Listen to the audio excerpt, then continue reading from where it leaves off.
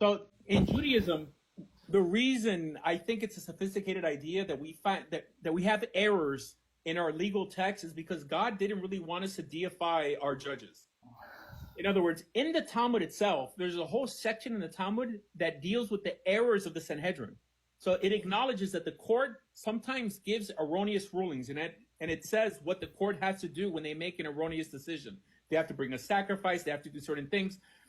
In other words, we acknowledge that these people are fallible. However, we know that we can't run a nation without some agreement, without some consensus.